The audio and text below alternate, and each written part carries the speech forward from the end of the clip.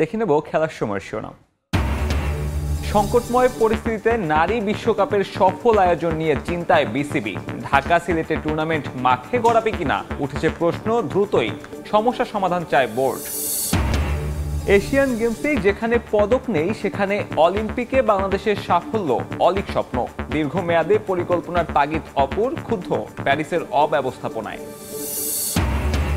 এবং ঐতিহ্যবাহী club east বেঙ্গলের প্রতিষ্ঠাবার্ষিকীতে কলকাতা জুড়ে সাজ সাজ রব। দিনভর নানা আয়োজন, ফুটবলের উৎসবে মাতলেন ক্রিকেট ও চলচ্চিত্রের তারকারা।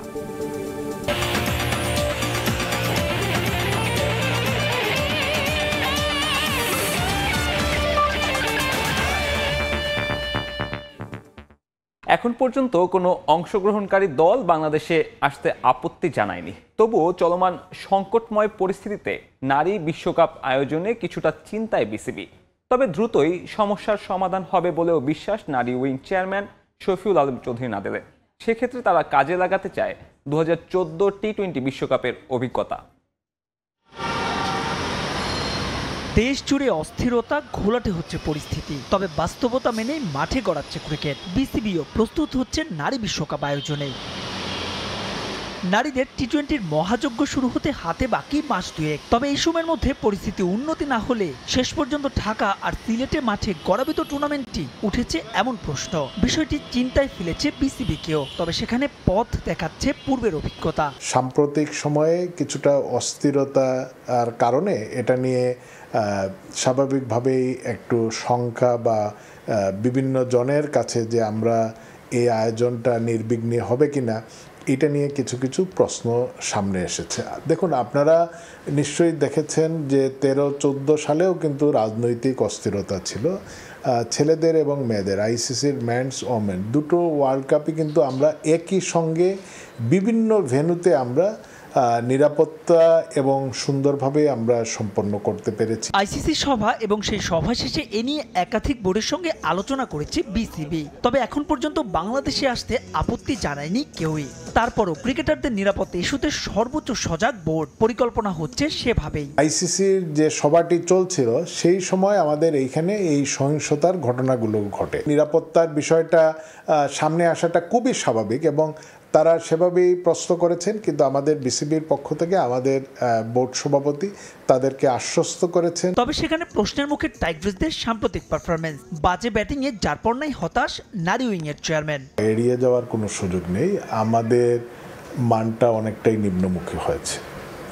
কেন হয়েছে, আমাদের কি করা প্রয়োজন, আমরা সেই কাজটা করছি এবং আমরা ভবিষ্যতের জন্য আমাদের কিছু রূপরেখাও আমরা আলোচনা করে রাখছি। ভবিষ্যতের ভাবনায় পাইপলাইন সমৃদ্ধ করতে নিয়মিত স্কুল ক্রিকেট আয়োজনের কথাও বলছেন শফিউল আলম চৌধুরী নাদেল। মাহবুব রিমন, সময় সংবাদ, ঢাকা। 2025 চ্যাম্পিয়ন্স ট্রফি পর্যন্ত চান্ডিকা হাথুরুসিংহেই থাকছেন বাংলাদেশ দলের হেড কোচ। তার অধীনে সবশেষ ওয়ানডে ও টি-20 বিশ্বকাপে চরম ব্যর্থ টাইগাররা। ড্রেসিং রুমের পরিবেশ কিংবা ক্রিকেটারদের অ্যাপ্রোচ সবকিছুই নিয়ে রয়েছে সমালোচনা। তবুও কোনো এক অজানা কারণে আরও এক আইসিসি ইভেন্টে এই লঙ্কান কোচের ওপরই পূর্ণ আস্থা বিসিবির। থাকা অবস্থায় একজনকে যদি আগেই জেনে যায় যে তাকে রাখবো না, তাহলে তার একটা ইম্প্যাক্ট পড়তে পারে। আবার আমরা যদি বলি যে হ্যাঁ করব, তাহলেও আবার এটা ঠিক হবে না যদি না করি। হাথুরুকে কিসের এত ভয় বিসিবির? লঙ্কান কোচকে তোয়াজ করে চলেন খোদ বিসিবি সভাপতি।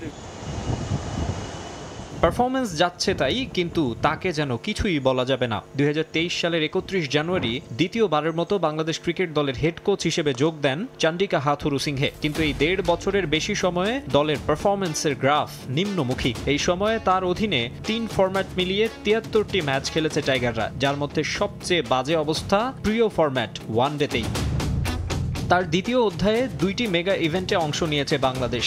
2023 ওয়ানডে ও 2024 টি-20 বিশ্বকাপ, 2 ইভেন্টেই সবাইকে চরম হতাশ করেছে দল। 2007, 11, 15 ও 19 প্রতিটি আসরে 3টি করে ম্যাচ জিতলেও গত বছর ভারত বিশ্বকাপে সাকিবের নেতৃত্বাধীন দল জিততে পেরেছিল মোটে 2 ম্যাচ। বিদায় নিয়েছিল গ্রুপ পর্ব থেকেই। এবছর আমেরিকায় অনুষ্ঠিত টি-20 বিশ্বকাপে সেমিফাইনালে কোয়ালিফাই করার সুবর্ণ সুযোগ ছিল, কিন্তু তা হেলায় হারিয়ে সুপার 8-এ উঠেই তৃপ্ত ছিল শান্ত বাহিনী। বাহিনী। আফগানিস্তানের বিপক্ষে শীর্ষ ৮-এর শেষ ম্যাচে ব্যাটসম্যানদের হাল ছেড়ে দেওয়ার ঘটনা বাংলাদেশের ক্রিকেট ইতিহাসের অন্যতম বড় আক্ষেপ হয়ে থাকবে। কিন্তু এমন দুর্দশার পরও হাথুরুতেই আশা, হাথুরুতেই ভরসা বোর্ডের। আপাতত এখন পর্যন্ত এরকম কোনো সিদ্ধান্ত হয় নাই যে কোচ চেঞ্জ হবে কিনা, বাট তার টেনিয়ার হচ্ছে আপ টু চ্যাম্পিয়ন্স ট্রফি। মাঝে অনেকটা সময় দলীয় ঐক্যের কারণেই সাফল্য পেয়েছে বাংলাদেশ, কিন্তু হাথুরুর দূরদর্শিতার অভাবে সে ঐকতান হারিয়েছে।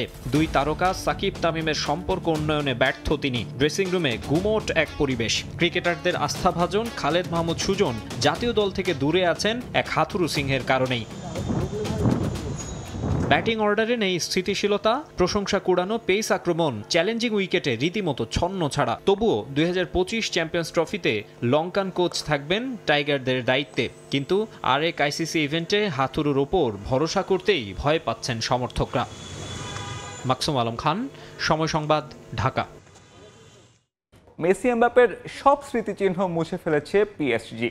পার্ক দ্য প্রিন্সেসের দেয়াল থেকে শুরু করে সুভিনিয়র শপ, কোথাও নেই তাদের নাম।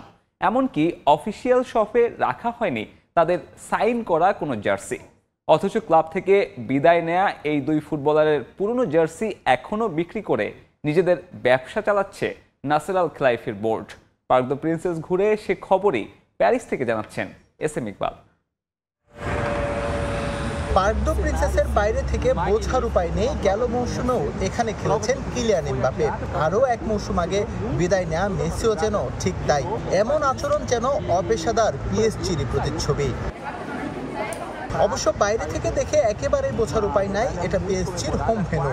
অলিম্পিকের জন্য মূল ফটকে থাকা স্টেডিয়ামের নামটাও খুলে ফেলা হয়েছে। অলিম্পিক দেখতে আসা যেসব পর্যটকের আগ্রহ ছিল প্যারিসিয়ানদের হোম গ্রাউন্ড নিয়ে, তাদেরও বেশ বিপাকে পড়তে হয় স্টেডিয়াম খুঁজে পেতে। তবে পার্ক দ্য প্রিন্সেসের পাশে যে অফিসিয়াল শপ পিএসজি তা বেশ আলো ঝলমলে। ২০২৪-২৫ মৌসুমের সব জার্সি পাওয়া যাচ্ছে এখানে। তবে নেই প্রত্যাশিত ভিড়, কারণ বড় তারকা যাদের জার্সি কিনতে হুমড়ি খেয়ে পড়েন ভক্তরা, তাদের কাউকেই যে যোগ্য সম্মান দিয়ে ধরে রাখতে পারেনি ফ্রেঞ্চ চ্যাম্পিয়নরা। পিএসজির জার্সি আর টি শার্ট কিনলাম, এটার নাম বসাতে পারিনি, নরমালি রেখেছি। মৌসুম শুরু হয়নি, তবে শুরু হলে এমবাপ্পেকে মিস করব। আমার ধারণা এই শূন্যস্থান পূরণ কঠিন হবে। খেলোয়াড়দের সম্মান দিতে না জানলেও কিভাবে ব্যবসা করে নিতে হয় তা বেশ ভালোই জানেন নাসের আল খেলাইফি। আর তাই এখনো জার্সি কর্নারে বিক্রির জন্য রাখা আছে মেসি এবং এমবাপ্পের শার্ট। বিশ্বের বিভিন্ন প্রান্ত থেকে আসা ভক্তদের যা নিয়ে আগ্রহ আছে এখনো। কিছুটা অবাক করবে পার্ক দ্য প্রিন্সেসের অফিসিয়াল শপের দোতলা। এখানে অনেক কিংবদন্তির সাইন করা জার্সি থাকলেও রাখা হয়নি মেসি এমবাপ্পেরটা। কিংবদন্তি রোনালদিনিও সহ আছেন অনেকেই। অসম্মান শুধু তাদের দুইজনের বেলায়। কোনো ফুটবলারই ক্লাবের চেয়ে বড় না। এমবাপ্পে আইকনিক, ফ্রান্স ফুটবলের প্রতীকী। তবে পিএসজি এমন একটা ক্লাব যারা এমবাপ্পের আগেও ছিল, আগামীতেও থাকবে। আমার মতে ক্লাব তার শূন্যস্থান কাটিয়ে উঠবে। অতীত কেউ মনে রাখে না, তাই রাখছে না পিএসজিও। নতুন জার্সিতে নতুন খেলোয়াড়দের নাম স্টিকারিং এ ব্যস্ত কারিগর। টাইম মেশিনে চড়ে বছর দুয়েক আগে ফিরলে দেখা যেত কতই না যত্নে তখন লেখা হচ্ছিল মেসি এমবাপ্পের নাম। লিওনেল মেসি এবং কিলিয়ান এমবাপ্পের সব স্মৃতিচিহ্নই মুছে ফেলেছে পিএসজি। পার্ক দ্য প্রিন্সেসে তো নেই, এমনকি আমার পেছনে যেই অফিসিয়াল শপ রয়েছে পিএসজির, সেখানেও নেই এই কিংবদন্তিদের সাইন করা কোনো জার্সি। তবে ব্যবসা কিন্তু ঠিকই চালিয়ে যাচ্ছেন নাসের আল খেলাইফি। বিগত সিজনের যে জার্সিগুলো পরেছিলেন এমবাপ্পে এবং মেসি, তার ঠিকই বিক্রি হচ্ছে এই শপে। পার্ক দ্য প্রিন্সেস থেকে এস.এম. ইকবাল, সময় সংবাদ, প্যারিস। কলকাতাকে বলা হয় ফুটবলের শহর। আরও স্পষ্ট করে বললে, ফুটবলের শহর বললেই সামনে ভেসে ওঠে শত বছরের প্রাচীন ইস্ট বেঙ্গল কিংবা মোহনবাগান ক্লাব। প্রচলিত আছে এই দুই ক্লাবকে ঘিরে রয়েছে দেশভাগের আবেগ, উত্তেজনা ও লড়াই সংগ্রামের স্মৃতি। এই দুটো ক্লাবের একটি ইস্ট বেঙ্গলের ১০৫তম প্রতিষ্ঠাবার্ষিকী ছিল বৃহস্পতিবার। বিশ্বজিৎ দাসের ছবিতে বিস্তারিত জানাচ্ছেন সুব্রত আচার্য।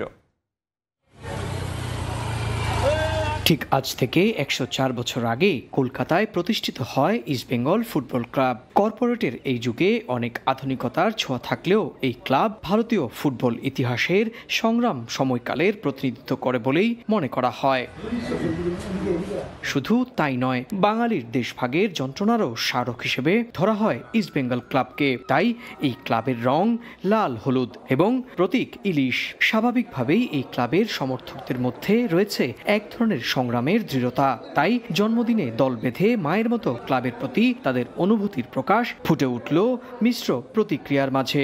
মাতৃ সমান প্রাণের প্রিয় ইস্টবেঙ্গল ক্লাব আজকে 105তম জন্মশতবার্ষিকীতে পড়লো। প্রত্যেক বছর এই দিনটা আমাদের উৎসবের দিন। কাঁটাতার পেরিয়ে আমরা এসেছি, কাঁটাতারের দাগ আমাদের পিঠে আছে। আমরা ইস্টবেঙ্গল ক্লাবের সমর্থক হিসেবে গর্বিত। এদিন সকাল থেকেই ক্লাব তাঁবুতে আয়োজিত জন্মদিনের অনুষ্ঠান। লাল হলুদ রঙে সাজানো হয় গোটা চত্বর। সেখানে হাজির সমর্থক থেকে ফুটবলার সবাই।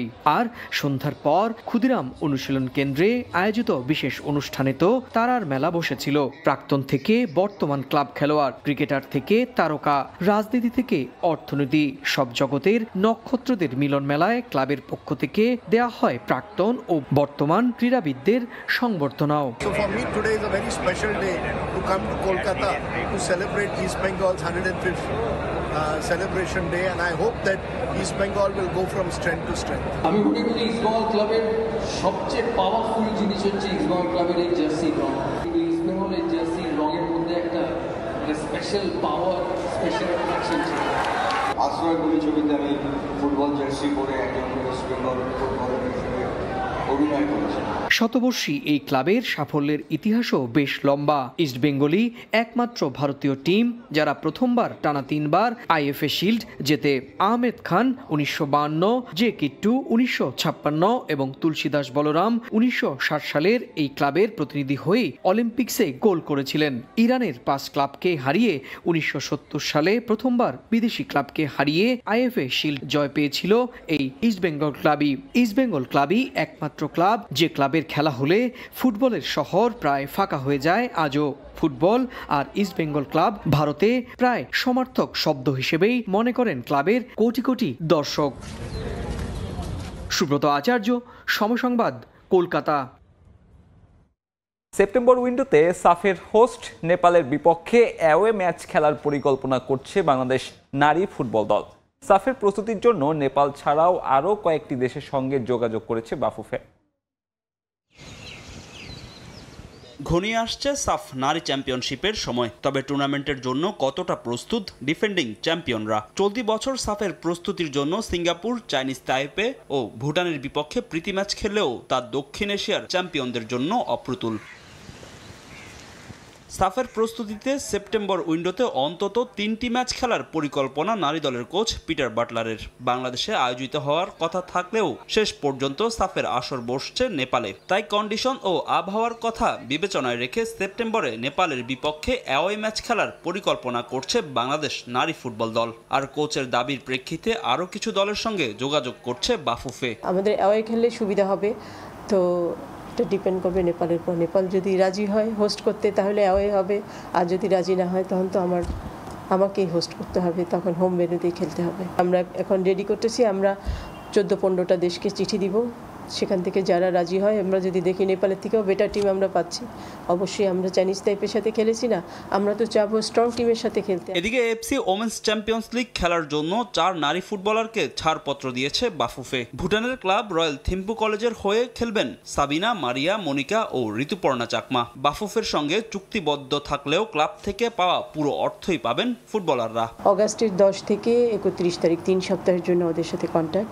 এই 3 সপ্তাহ ওরা ওখানে খেলবে। আমরা এই কারণে দিলাম যে যেহেতু এসিএল খেলবে, সেখানে অনেক স্ট্রং টিমের সাথে খেলবে, সেটা ওদের কাজে লাগবে। সাফের জন্য ওদের জন্য থাকবে এয়ারফেয়ার, হোটেল এবং একটা পারিশ্রমিক তো অবশ্যই থাকবে, সেটা সম্পূর্ণ ওদের। ওখান থেকে বাফুফে 1 টাকাও নেবে না। দ্রুতই ভুটানের উদ্দেশ্যে রওনা দিবে 4 ফুটবলার। সাফ ও ইনজুরির কথা মাথায় রেখে ফুটবলারদের সতর্ক থেকে খেলার নির্দেশনা দিয়েছেন বাফুফের নারী উইংয়ের চেয়ারম্যান। ফাহিম ইসলাম, সময় সংবাদ, ঢাকা। শৈশবের ক্লাবে ফেরার স্বপ্ন পূরণ হচ্ছে না আনহেল ডি মারিয়ার। রোজারিওর থেকে একের পর এক হত্যার হুমকির কারণে সিদ্ধান্ত পরিবর্তন করতে বাধ্য হয়েছেন আর্জেন্টাইন বিশ্বকাপ জয়ী তারকা। এবার তার বোনের ব্যবসা প্রতিষ্ঠানে মৃত পশুর মাথা পাঠিয়ে মেয়েকে হত্যার হুমকি দিয়েছে দুর্বৃত্তরা। আপন ঘরে পরবাসী আনহেল ডি মারিয়া যেতে পারছেন না রোজারিওতে। জন্মস্থান থেকেই একের পর এক হত্যার হুমকি পাচ্ছেন আর্জেন্টাইন বিশ্বকাপ জয়ী ফুটবলার। তাই ক্ষোভ, অভিমান, আক্ষেপ নিয়েই জানিয়ে দিয়েছেন ফিরবেন না। গেল কয়েক বছরে আলবি সেলেস্তেরা রীতিমতো অপ্রতিরোধ্য। 2021 থেকে 24 সালের মধ্যেই জিতেছে 4 ট্রফি, যার সবশেষটা জুলাইয়ে জেতা কোপা আমেরিকা। আর প্রতিটি ইভেন্টেই সাফল্যের পেছনে গুরুত্বপূর্ণ অবদান রেখেছেন আনহেল। বিশেষ করে দীর্ঘ অপেক্ষার অবসান ঘটিয়ে বিশ্বকাপ শিরোপা জয়ের পর যেন অপূর্ণতা নেই কোনো। আবেগ আপ্লুত ফুটবলার ক্যারিয়ারটা শেষ করতে চেয়েছিলেন নিজের প্রথম ক্লাব রোজারিও সেন্ট্রালে, কিন্তু তা আর পারলেন কই। মনোবাসনা প্রকাশের পর থেকেই একের পর এক হুমকি ধামকির সম্মুখীন হচ্ছেন ডি মারিয়া। এবছর মার্চে তার ফ্যামিলি প্রপার্টিতে একটা চিরকুট ফেলে যায় দুর্বৃত্তরা, যেখানে রোজারিও ক্লাবে যোগ দিলে হত্যার হুমকি দেয়া হয় তাকে। আসলে রোজারিও একটি অপরাধ প্রবণ শহর, যেখানে ছিনতাই, হত্যা, কিডন্যাপ, ব্ল্যাকমেইল নিত্যদিনের ঘটনা। সাধারণ মানুষের নিরাপত্তাও সেখানে প্রশ্নের মুখে। লিওনেল মেসির স্ত্রী আন্তোনেলা রোকুজ্জোর মালিকানাধীন একটি শপে ওপেন ফায়ারের ঘটনাও বেশি দিন আগের কথা নয়। এবার ডি মারিয়ার সঙ্গে ঘটল আরও ভয়াবহ ঘটনা। দেশটির ফুটবল তারকার বোনের ব্যবসা প্রতিষ্ঠানের সামনে মৃত শূকরের মাথা রেখে যায় অজ্ঞাতনামারা। আমার বোনের ব্যবসা প্রতিষ্ঠানে একটা বক্স পাঠানো হয়েছে, সেটার মধ্যে ছিল বোনের বৃদ্ধ শূকরের মাথা। সঙ্গে একটা চিরকুটের লেখা ছিল, যদি রোজারিওতে ফিরি এর পরের মাথাটা হবে আমার মেয়ে পিয়ার। পাবলিক ফিগারের নিরাপত্তা নিশ্চিতে সান্তা ফে প্রভিন্সের গভর্নরের আশ্বাসের পরও রোজারিও সেন্ট্রালে ফেরার সিদ্ধান্ত পুনর্বিবেচনা করছেন ডি মারিয়া। এই অবস্থায় রোজারিওতে যাব না আমি, তারা আমার পরিবারকে হুমকি দিয়েছে, এটা কোনোভাবেই মানতে পারছি না। ডি মারিয়ার এমন সিদ্ধান্তে আশাহত নেটিভ ফ্যানরা। সুপারস্টারকে নিজেদের আঙিনায় খেলতে দেখার সুযোগ হারাচ্ছেন তারা। মাকসুম আলম খান, সময় সংবাদ। পর্যায়ে খেলার সময়ের শীর্ষ সংবাদ জানিয়ে দিচ্ছি আরেকবার। সংকটময় পরিস্থিতিতে নারী বিশ্বকাপের সফল আয়োজন নিয়ে চিন্তায় বিসিবি। ঢাকা সিলেটে টুর্নামেন্ট মাঠে গড়াবে কিনা উঠেছে প্রশ্ন। দ্রুতই সমস্যা সমাধান চায় বোর্ড। এবং ঐতিহ্যবাহী ক্লাব ইস্ট বেঙ্গলের প্রতিষ্ঠাবার্ষিকীতে কলকাতা জুড়ে সাজ সাজ রব। দিনভর নানা আয়োজন, ফুটবলের উৎসবে মাতলেন ক্রিকেট ও চলচ্চিত্র তারকারা। এই ছিল খেলার সময় এখনকার আয়োজন। এরপর প্রবাসের সময় থাকবেন সহকর্মী রাইসা জান্নাত। ধন্যবাদ মিথুন। প্রবাসের সময় নিয়ে ফিরছে কিছুক্ষণ পরে, সঙ্গেই থাকুন সময়ের।